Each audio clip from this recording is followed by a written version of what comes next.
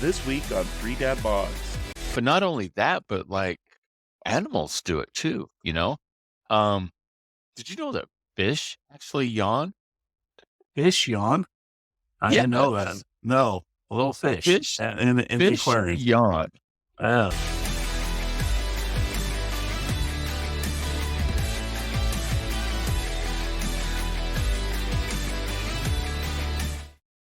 Welcome everybody to another edition of Three Dad Bods with Nickelback and the two good-looking dads right here. How you doing, man? Really good, man. Had a good week of training and feeling good. Getting a few sales under my belt, and new job is starting to come together. And yeah, it's a good week. How about yourself? That's good, man. Not bad, not bad. Excuse me. I had to go down to Birmingham today, and oh my goodness. Oh, yeah. Anyway, I was going down to Birmingham today for a sales meeting down at Mercedes. That was that good of a sales meeting. I listened to a podcast on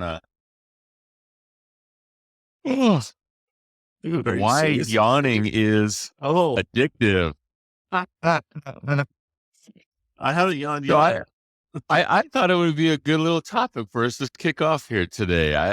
It was a very, very interesting topic. And as I researched it, first of all, by the way, Yeah. if any of our listeners are in Birmingham, first of all, let me say, I'm sorry that you have to live there, that I really apologize that for whatever reason, you just can't leave that place. Bet the rent's cheap. It is. Here's my analogy about Birmingham is you could tell Birmingham was once a great city, and it really was. In the 30s, the 40s, the 50s, all the way into the 60s, Birmingham and Pittsburgh ruled the country. I mean, it's the steel capital of the world. And in the 70s, the late 70s, and then into the 80s, the steel industry began moving towards China. And there are these gigantic factories. I don't know, those that are back in Utah, you remember the old Geneva Steel and how big that was. Imagine that 20 times larger. And that's what one of these facilities is like. And they had 5 of them. U.S. Steel had 5 factories in Birmingham. It was huge. I mean, everything was going great for Birmingham. It was one of the largest cities in the South. People flocking there, couldn't get enough employees. And then that steel industry just literally, it was like overnight shut down. And now you have these big, huge vacant areas of these steel mines, and then just these rundown homes everywhere. And Birmingham, unfortunately, never has recovered from that. But anyway, casinos, don't they? Yeah. No, they don't have any casinos at all. No, not in Birmingham at all. So anyway, so I was listening to a not really as a podcast, but kind of like maybe a news clip or a story or something like that about yawning and about why it's so, what's the word? Not addictive, but like if you see someone else yawn, you kind of yawn yourself. And not only that, but like animals do it too, you know? Did you know that fish actually yawn? Fish yawn? I didn't know that. No, a little fish. Fish in the aquarium. Yawn. Oh, that's interesting. So question is, why is this so contagious? I guess that's a good word for it. Well, isn't it what do they call it? The back of your brain, the medulla part that does the non-voluntary stuff. It's a nerve reaction. Yes and no. So they really don't know. First of all, scientists really don't know the exact reason why we yawn. There's a lot of thoughts to it, but the average adult, how many times a day do you think the average adult yawns? Well, depending on what kind of shape they're in, and has nothing to do with shape. Really? Nothing to do with any of that whatsoever. Nothing to do with it. Interesting. I don't know. 20 times. That's the average times. 20 times. Yep. That's the average time. So PBS did a study, and the scientists basically said that there's no scientific consensus on why we yawn. One theory is that when humans are tired, we stop taking deep breaths, which causes a buildup of carbon dioxide in the body. And so it gives us that big breath in and then releases all that extra carbon dioxide out. Okay. So a yawn might be a special kind of respiration. It builds up the oxygen quickly while expelling carbon dioxide even more in a deep breath. Excess carbon dioxide, other chemical changes such as a drop in oxygen and an increased compound called adenosine, I think is how you say it, could also act as quote unquote yawn gates. So these chemicals send a signal that triggers the yawn. By yawning, we compress the muscles of the face, driving oxygen-enriched blood to the brain.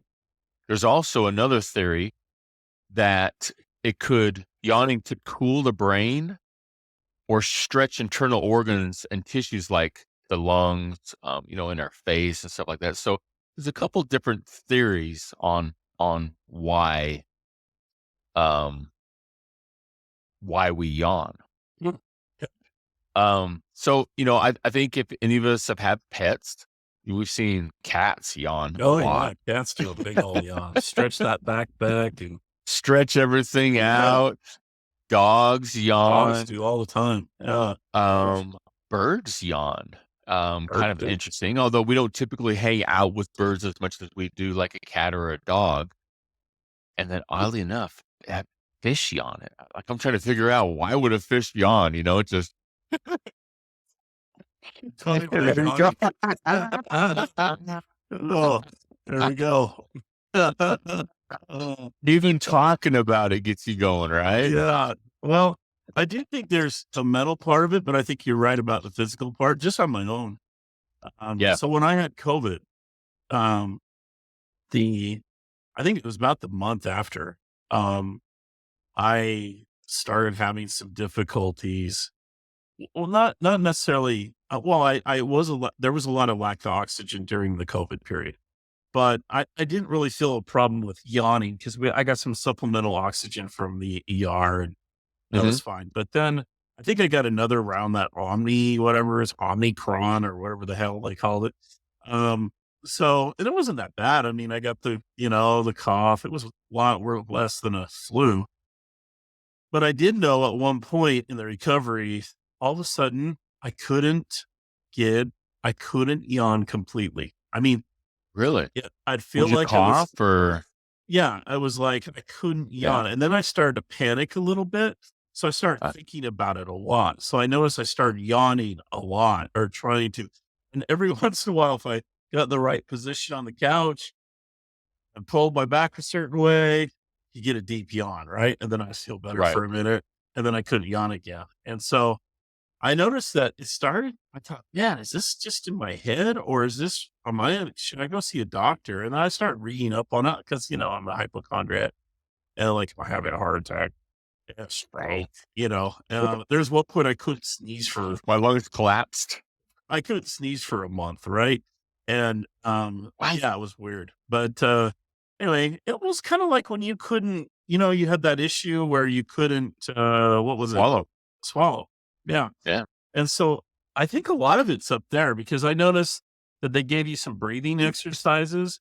And it's kind of Mhm. funny. Maybe what you're talking about, the dioxide, maybe that was part of the issue because I Wasn't noticed, getting it in there. yeah. And then when I meditated or when I got busy working, it's usually when I'm bored that I have the biggest problem with it. Yeah. When Yeah. I'm engaged with something, I don't think about it, then I don't yawn. Yeah. And Interesting. when you're in those kind of moments too, and if you stop and look at what your body's doing, I think you'll find you're taking shorter breaths. Yeah. Like your typical motion, when you're involved with something, you're taking those deep breaths in, a normal breathing pattern in with the oxygen, out with the carbon dioxide. But as you maybe get bored or, kind of fiddling around, or even when you get tired, kind of those breasts become smaller. There you go again. Two. So why is it contagious? Now, here's That's a good something, question. some items that are brought up that I never really thought about, but when you think about it, you're like, oh, yeah, that totally makes sense. Um, it's related to a phenomenon called social mirroring. Hmm. Mirroring, not mirroring, mirroring. That's a hard one Mhm. to say. Where organisms imitate the actions of others. For example, have you ever, I'm itching myself like this. Yeah. You're gonna Or you get cough, or you yourself see the someone urge. coughing. You're gonna get yourself the urge slip, or even a laugh. Like if I'm like, Yeah. Because you don't want to make the other person feel bad. well, it isn't that, but I, I remember as a kid, we would have these laugh contests. You remember that? Like Oh yeah, you yeah. would stare at each other, Until you but started the laughing. minute somebody would start to curl their lip, their mouth up, you would bust out laughing. Bust up. It just, without doubt, it always happened. Or you say, "Hey, you're starting to laugh. Look at you, Carl. You're starting to laugh. There you go, man. There you go." Yeah. You know, it's that mirroring. The other one is legs crossing too. I never thought about that, but when you think about it, if I'm sitting back and someone crosses their legs, Well, I'm myself. I'm well, probably going to cross my legs. well, um, there's a certain sales technique now that a lot of these sales gurus are talking about. Neural, I think it's called NLI. I have to look it up, but it's based on psychology and based on what we're talking about. And it Mhm. comes from the old, when you're talking to someone on the phone, and let's say he's from the South, and you don't want to talk like you're from New York City. You want to Right, start matching his cadence, pitch. right. And even though you don't want to sound totally fake, you do want to speak to him on the same level that You he's change your at. twang. Yeah, you're not going to Yeah. use 18 syllable words with a guy that says, "Oh," I mean, you're going to make him feel like, he's not going to be interested in what you have to offer him. So they teach you to match and mirror.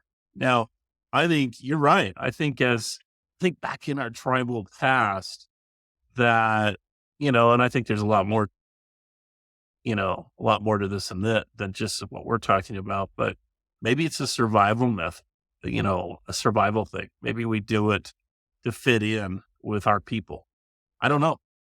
But it What does the isn't article say? just, it's not just people. It's also animals too. Okay. Um, so what the scientist says is what these neurons are involved in is matching what we sense and feel in the way that we move. For example, if someone is seeing me scratch my face, they would know what it feels like. So you may be compelled to scratch your face. You know that they're itching an itch, and all of a sudden you might be like, "Oh, I got an itch there too." I could itch it out. Um, So when I say my itch, you're starting to itch you too. not your 7-day itch, no. But your That could get pretty bad. All right. so, one of the directors of Washington University's Center for the Study of Itch, they What? conducted research. Yeah, that's We spend money on everything. an Okay. actual center at the University of Washington. They conducted research on social scratching in mice. And what they did is they showed a video of one mouse scratching itself to other mice.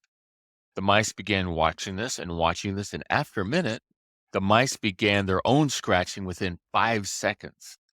Really? And they were 5 times as likely to imitate the scratching relative to controlled animals. So watching it, and within 5 seconds, they start itching themselves after watching this video of a mouse scratch himself. That's funny. That's interesting. It is. So if you get a abnormal blinker, like Kalani Oh. Sitake when he's on the sideline and he's losing the game, I mean, I'm like, well, you can tell how many touchdowns are down just by how many blinks he makes. And if the So game's going well, he's fine. His eyes are all wide open, and everything's great. But man, when things aren't going so well, I just think they take a side-by shot of cloning. I think they're not taking those shots now as often because yeah, it's so noticeable. yeah. It's just crazy. So do you find We're going yourself away. blinking when someone else blinks a lot? I I would don't. say no. Yeah. Yeah, well, I could be wrong, but it's not something that I've noticed before. The scientist said that when animals mimic others, they must be recognizing a useful behavior without thinking. So they decide this behavior is useful, so I better do it. It's kind of an autoimmune like trigger inside our own heads. The behavior could save energy and protect animals against disease. For example, since wild animals don't live in sanitized environments and are often exposed to biting and stinging insects that could carry disease, this mimicking could be helping them ward off infection. Social bonds may also be reinforced by yawning and other forms of imitative behavior. Um, so, let's see. So, for example, if someone flashes you a nice, friendly smile, and this is one thing I preached against, not preached against, but preached for, especially during the mask mandates and everything, because I felt like that smile, just a simple smile, which changes a person's perspective. You just walk by and say good morning and you smile. Like it's a natural instinct to smile back and say, thank you, good morning, or, Yeah. whatever, it's just a common thing. When we have the mask mandate over us, that's taken away. And we saw depression soar through the roof Oh yeah. during mask mandates. It brings up a good point. And see, when I used to live in a little town called Malad, Idaho, just north of the border, my parents bought some property up there. And so we thought, when I was married, we thought we were going to live up there.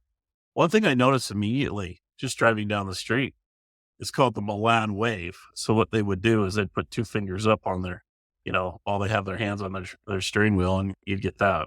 Like that? Every As a time driver? you pass. Yeah. You just would like, That's pretty cool. yeah. And so at first I thought, man, this is kind of weird because down in Salt Lake, it's more like, when you go past some, Yeah. it's like, you son of a bee. When you Like pass the other them on day the right phone. side. I like you the other day on the phone. I Yes. was like, holy cow, Brent. But yeah. But no, what was nice about that though, is at first I thought it was unusual, but within a month, I was doing the same thing and not even thinking about it. It was just I didn't even think about it. Just put my hand up every time someone came by. And how many people did it back? Everybody. Not one person Everybody. didn't. Yeah, everybody. It was Yeah. consensual. Yeah. Consensual. Uh, I think people by nature want to feel good, Um, Yeah. and so something as simple as like a smile or like, the little two finger, peace, malad, whatever that is, that those are feel good signs Yeah, that but I people also absorb. I think there's a I think there's a negative on this too. With